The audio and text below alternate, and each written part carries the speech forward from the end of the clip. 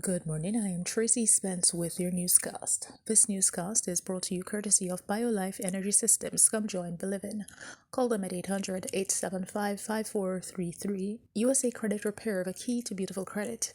You may call them at 800-786-1330. Cruising with the case handler, a show on personal injury and immigration, weekdays 8:30 a.m.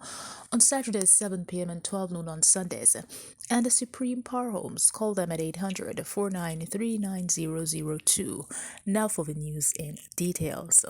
Philip Polwell is now the chairman and Dr. Dayton Campbell the general secretary of the People's National Party, PNP, after they were elected by the membership of the National Executive Council, NEC, in Jamaica on Sunday.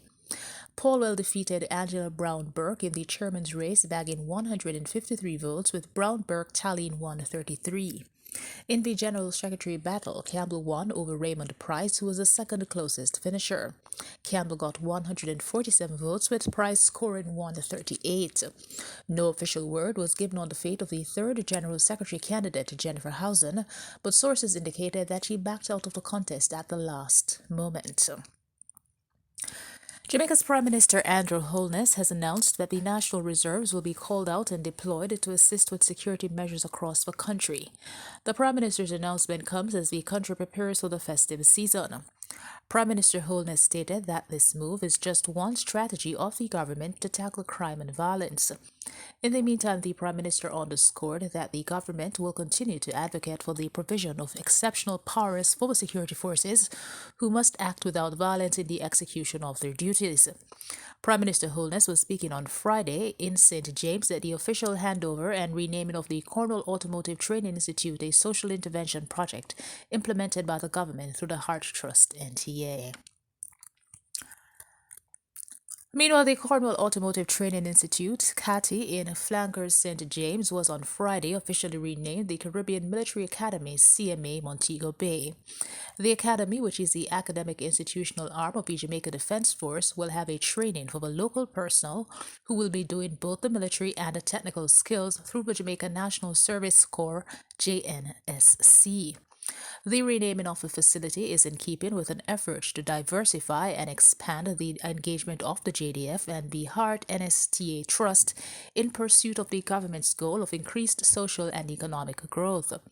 In his address, Prime Minister Andrew Holness says the merger and expansion of the academy will bring social and economic benefits to the island and strengthen national security.